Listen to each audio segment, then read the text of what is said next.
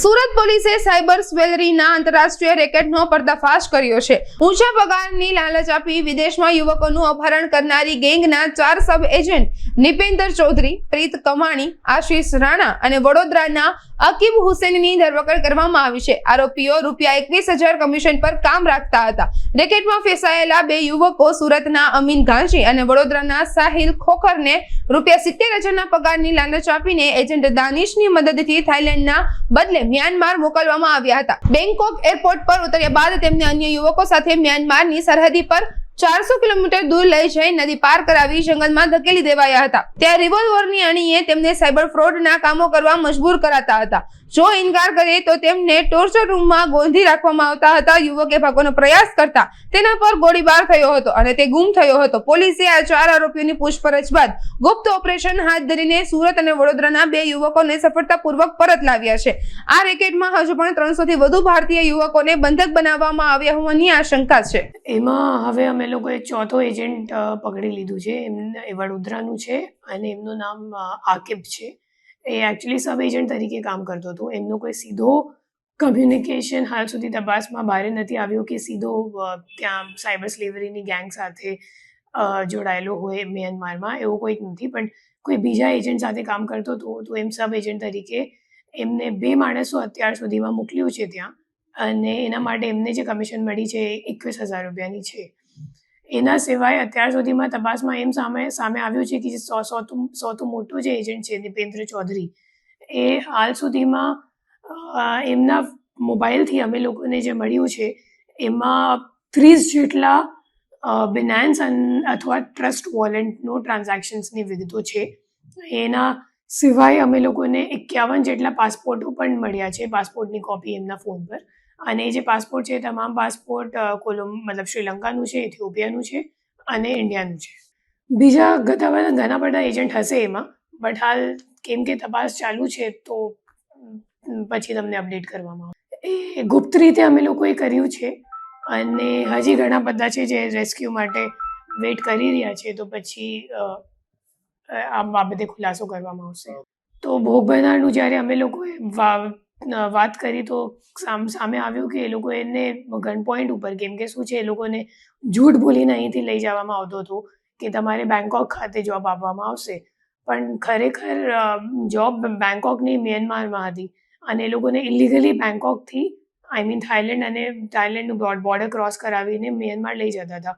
અને લઈ જવાનો જે રસ્તો હતો કેમ કે ઇલીગલ હતો તો પછી જંગલો અને પહાડો અને વચ્ચેથી નદીઓ આવું બધું ક્રોસ કરાવતા હતા। તો ત્યારે એ લોકોને જ્યારે શંકા થઈ કે ખરેખર કંઈક તો ગડબડ લાગે છે, તો એ લોકોએ કીધું કે મને પરત ભારત જવાનું છે। તો જ્યારે એ લોકોને એમ કીધું તો પછી એ લોકોનો ફોન સામેવાળાએ લઈ લીધા, જે ગેંગવાળા હતા, અને પછી ગન પોઈન્ટ ઉપર આખા રાસ્તા ગન પોઈન્ટ ઉપર એ લોકોને ક્રોસ કરાવીને ત્યાંથી મ્યાનમાર મિલિટરી આવીને એમને કંપનીમાં લઈ ગઈ। અને પછી ત્યાં જઈને પણ જ્યારે એ લોકોએ કીધું કે અમે લોકોને આ બધું કામ નથી કરવાનું, સાયબર ફ્રોડનું કામ, તો પછી એ લોકો ત્યાં પ્રાઇવેટ જેલ ત્યાં બનાવેલું છે કંપનીઓ, તો કંપનીઓ પછી ત્યાં પ્રાઇવેટ જેલમાં જે લોકો ના પાડે એમને જબરદસ્તી પછી ત્યાં મૂકી દે અને જમવાનું નથી આપતા અને ટોર્ચર કરે છે, શોષણ કરે છે।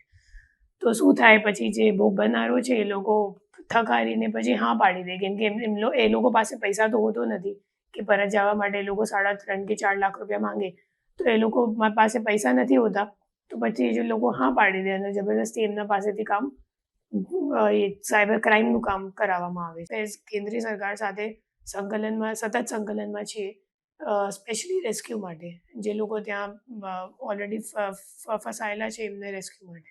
તો એમને જો કામ કરાવવામાં આવે છે તો એકચ્યુઅલી શિફ્ટ મુજબ થાય છે, અને સૌથી અઘરું છે કે ઘણા લાંબા સમય સુધી, ફોર એક્ઝામ્પલ એમનું શિફ્ટ રાત્રે 9:30 વાગે ચાલુ થાય, 9:30 થી 12:30 સુધી તમારે કામ કરવાનું, પછી તમને જમવા માટે અડધો 1 કલાક આપે, પછી ફરીથી આખી રાત તમને સવારે 7 વાગ્યા સુધી કામ કરવાનું, પછી 7 વાગે એ લોકોને ફ્રી કરે, પછી બપોરે 1 વાગે ફરીથી બોલાવી લે કે 1 વાગે આવો અને ફરીથી કામ કરો, પછી શિફ્ટ ચાલે 7 વાગ્યા સુધી, પછી વચ્ચે થોડુંક ફ્રી ટાઈમ આપે, અને અઠવાડિયામાં 2-3 વખત એ લોકોના માણસ, જે કંપનીઓના માણસ છે એ લોકો આવીને બધાનો ફોન વગેરે પણ ચેક કરે છે, અને જેટલા સમય સુધી એ લોકો કંપનીમાં રહે અને કામ કરે ત્યાં સુધી એમનો જે આપણા ફોનમાં જે કેમેરા હોય ને એને ઉપર શટર પણ લગાવી દેવામાં આવે છે સો દેટ એમનો જો ઇન્ટરનલ બિલ્ડિંગનો ફોટો છે કે વિડીયો છે એ બહાર નહીં આવે એમ.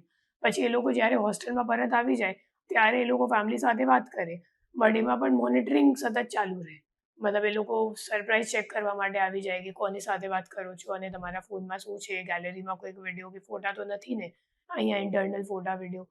તો એ સતત मॉनिटरिंग पर ये लोगों सर्वेलेंस रखे છે. देखिए, मुझे एक एजेंट के थ्रू मैं जॉब का बोला था, तो वो दुबई मुझे बोल रहा था दुबई में जॉब है. दुबई की जगह मुझे थाईलैंड लेके गया.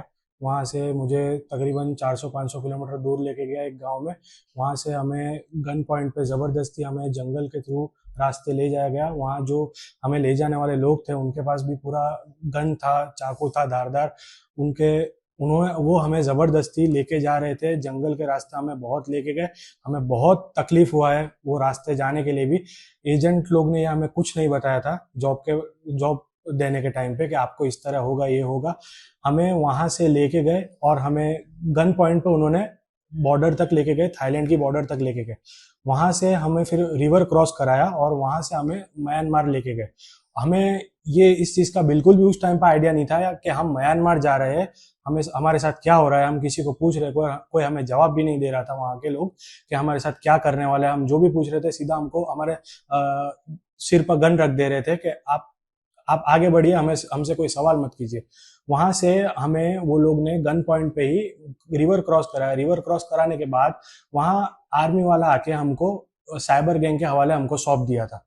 वहाँ हमारे जैसे बहुत इंडियन भाई है वो बहुत फंसे हुए हैं.